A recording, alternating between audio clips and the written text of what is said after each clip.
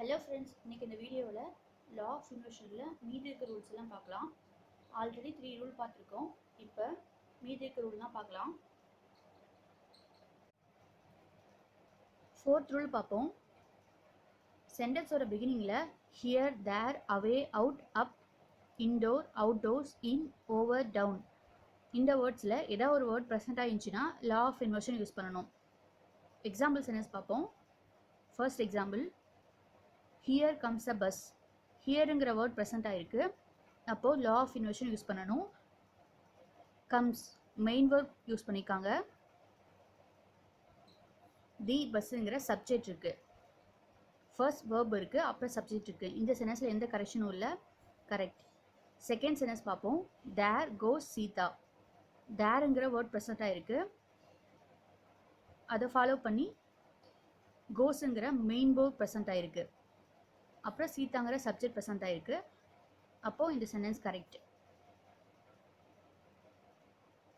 இந்த ரூலில் ஒரு எக்ஸெப்ஷன் இருக்குது. இப்போது ஒரு சென்டென்ஸ் பார்ப்போம்.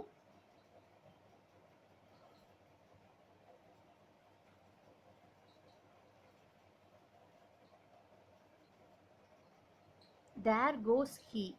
தேருங்கிற வேர்ட் ப்ரெசென்ட் ஆகிருக்கு. அப்போது லா ஆஃப் இன்வர்ஷன் யூஸ் பண்ணணும். கோஸுங்கிற மெயின் வேர்ப் இருக்குது, ஹீங்கிற சப்ஜெக்ட் இருக்குது. இந்த சென்டென்ஸ் கரெக்டாக? இந்த சென்டென்ஸ் ராங். ஏன்னா இந்த ரூல் படி சப்ஜெக்ட் இங்கே பார்த்தோம்ல, தேர் கோஸ் சீதா, சப்ஜெக்ட் நவுனில் இருக்கணும். சப்ஜெக்ட் ப்ரொனவுனில் இருந்தால் லா ஆஃப் இன்வர்ஷன் யூஸ் பண்ணக்கூடாது. அப்போது இந்த சென்டென்ஸ் எப்படி எழுதலாம்? தேர் ஹீ கோஸ். நார்மல் சென்டென்ஸை தான் எழுதணும், லா ஆஃப் இன்வர்ஷன் யூஸ் பண்ணக்கூடாது.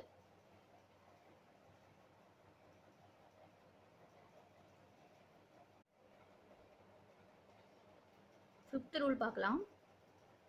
சென்டென்ஸோட பிகினிங்கில் to such a degree, to such an extent, to such a point, to such a length இந்த வேர்ட்ஸில் ஏதாவது ஒரு வேர்ட் ப்ரெசென்ட் ஆகிருந்துச்சுன்னா லா ஆஃப் இன்வர்ஷன் யூஸ் பண்ணணும். ஃபார் எக்ஸாம்பிள், ஃபர்ஸ்ட் எக்ஸாம்பிள் பார்க்கலாம்.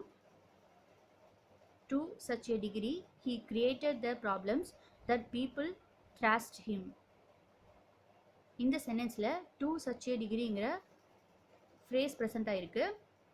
இதை ஃபாலோ பண்ணி லா ஆஃப் இன்வர்ஷன் யூஸ் பண்ணணும். இங்கே யூஸ் பண்ணிக்காங்களான்னு பார்ப்போம். ஃபர்ஸ்ட் சப்ஜெக்ட் வந்திருக்கு. அப்போது இதை இன்வர்ஷனுக்கு மாற்றணும். மெயின் வேர்ட் பாருங்கள், கிரியேட்டட் அப்படின்ட்டு இருக்கு. இதை ஸ்ப்ளிட் பண்ணால் இது பாஸ்ட் டென்ஸில் இருக்குது. அப்போ டிட் யூஸ் பண்ணணும். Did plus create.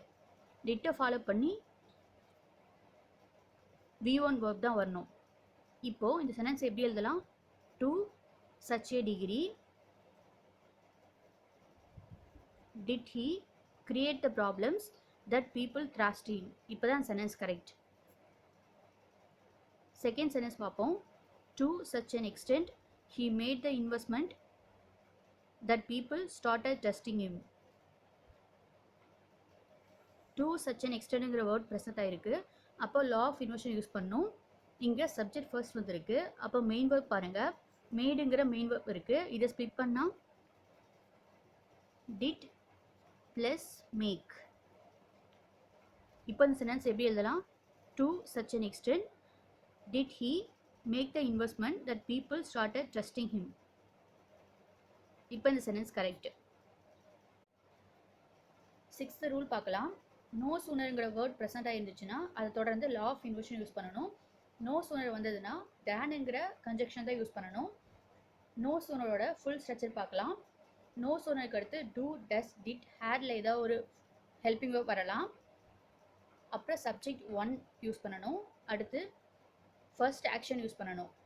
அதை தொடர்ந்து தேனுங்கிற கன்ஜெக்ஷன் வரணும். அப்புறம் செகண்ட் சப்ஜெக்ட், அப்புறம் செகண்ட் ஆக்ஷன். எக்ஸாம்பிள் சென்டென்ஸ் பார்ப்போம். First example, no sooner did he reach the bus station then the bus came. No சூனருங்கிற வேர்ட் யூஸ் பண்ணியிருக்காங்க. அப்போ லா ஆஃப் இன்வர்ஷன் யூஸ் பண்ணணும். இங்கே யூஸ் பண்ணியிருக்காங்களாம் பார்ப்போம். டிட்டுங்கிற ஹெல்பிங் வேர்ப் யூஸ் பண்ணியிருக்காங்க. ஹீங்கிற சப்ஜெக்ட் யூஸ் பண்ணியிருக்காங்க.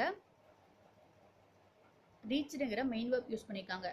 ரூல் படி இந்த சென்டென்ஸ் கரெக்டு. ஆனால் இதில் ஒரு மிஸ்டேக் இருக்குது. டிட்டை ஃபாலோ பண்ணி V1 verb தான் வரணும். ஆனால் இங்கே ரீச்டு V2 verb யூஸ் பண்ணியிருக்காங்க. அப்போது இங்கே என்ன யூஸ் பண்ணணும்?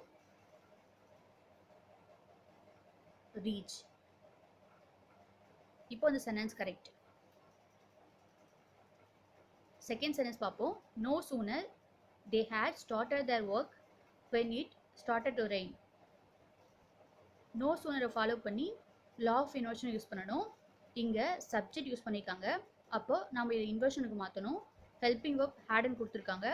இது சப்ஜெக்ட் முன்னாடி வரணும். இப்போது இதை எப்படி எழுதலாம்? No sooner had they started their work when it started to rain. இப்போவும் இங்கே ஒரு மிஸ்டேக் இருக்குது. நோ சூனரை ஃபாலோ பண்ணி தேனுங்கிற கன்ஜெக்ஷன் யூஸ் பண்ணணும். ஆனால் இங்கே வென்னுங்கிற கன்ஜெக்ஷன் யூஸ் பண்ணியிருக்காங்க. இங்கே என்ன யூஸ் பண்ணணும்? தேன் யூஸ் பண்ணணும். இப்போ இந்த சென்டென்ஸ் கரெக்ட்.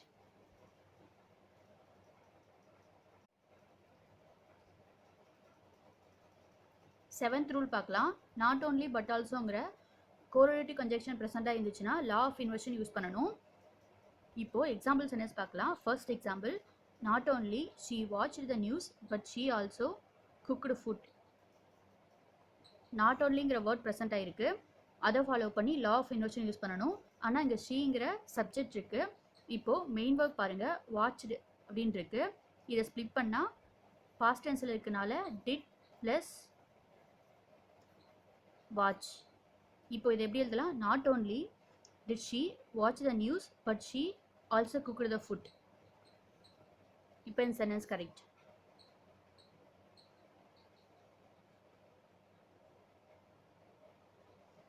எய்த் ரூல் பார்ப்போம்.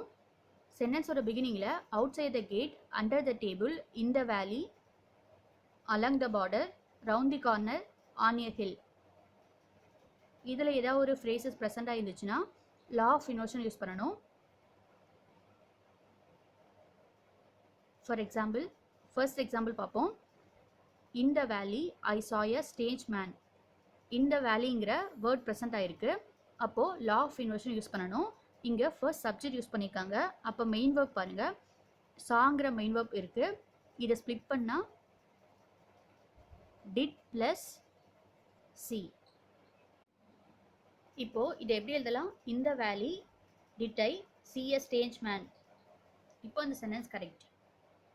செகண்ட் சென்டென்ஸ் பார்ப்போம். Outside the gate did he notice something moving. Outside the கேட்டுங்கிற வேர்ட் யூஸ் பண்ணியிருக்காங்க. அப்போது லா ஆஃப் இன்வர்ஷன் யூஸ் பண்ணணும். டிட்டுங்கிற ஹெல்பிங் வேர்ப் யூஸ் பண்ணியிருக்காங்க. நெக்ஸ்ட் சப்ஜெக்ட் யூஸ் பண்ணியிருக்காங்க. Next main verb. அப்போது இந்த சென்டென்ஸ் கரெக்ட்.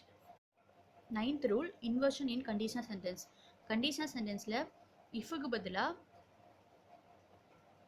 ஆட், ஷுட், வேர் இந்த வேர்ப் ரீப்ளேஸ் பண்ண போகிறோம். ஃபர்ஸ்ட் சென்டென்ஸ் பாருங்கள், I were you I would do this. இந்த சென்டென்ஸ் இன்கம்ப்ளீட்டாக இருக்குது. இங்கே இஃப் யூஸ் பண்ணணும். If I were you I would do this. ஆனால் இங்கே யூஸ் பண்ணல. இஃப்க்கு பதிலாக இன்வர்ஷன் யூஸ் பண்ண போகிறோம். இன்வர்ஷனில் ஃபர்ஸ்ட் வேர்ப் ப்ரெசென்ட் ஆகிருக்கணும், அதுக்கப்புறம் சப்ஜெக்ட் ப்ரெசென்ட் ஆகணும். அப்போது இதை எப்படி எழுதலாம்?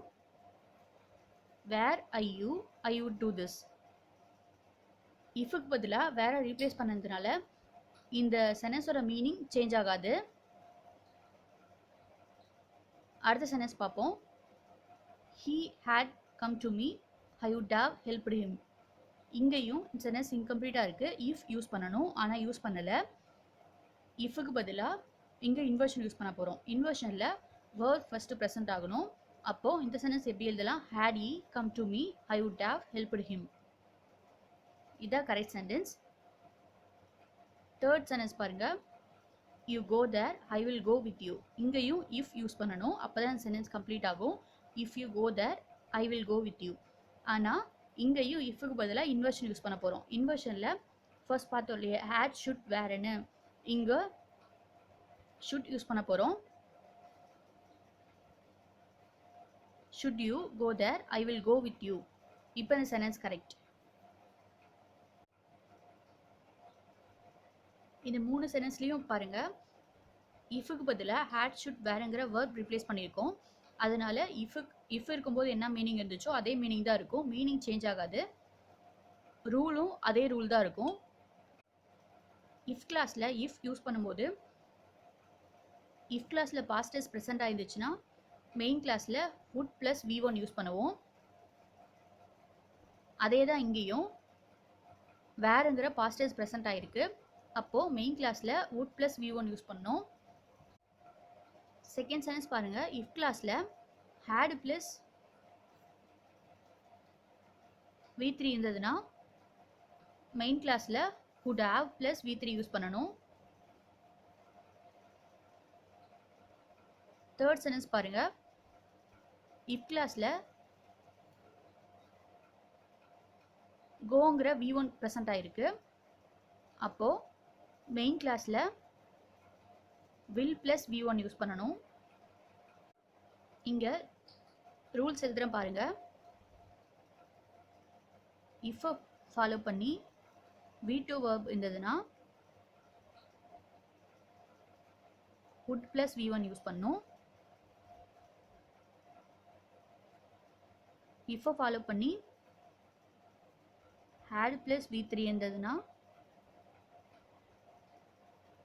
would have plus V3 use பண்ணணும். இஃப்பை ஃபாலோ பண்ணி V1 or V5 verb present ஆயிருந்ததுன்னா will plus V1 verb use பண்ணணும். இந்த ரூலும் ஞாபகம் வச்சுக்கோங்க. 10th ரூல், சென்டென்ஸோட பிகினிங்கில் ஒன்லி ஃபாலோ பண்ணி அட்வர்பியல் எக்ஸ்பிரஷன்ஸ் ப்ரெசென்ட் ஆயிருந்ததுன்னா லா ஆஃப் இன்வர்ஷன் யூஸ் பண்ணணும். For example, only yesterday, only the day before yesterday, only last month, only last fortnight, only then, only in this way, only when, only in a few schools, only by doing this thing. First example பார்க்கலாம். Only yesterday did he buy that car. Only எஸ்டர்டேங்கிற word present ஆயிருக்கு. Law of inversion use பண்ணணும். இன்வர்ஷனில் helping verb first வரணும். டிட்டுங்கிற helping verb இருக்குது.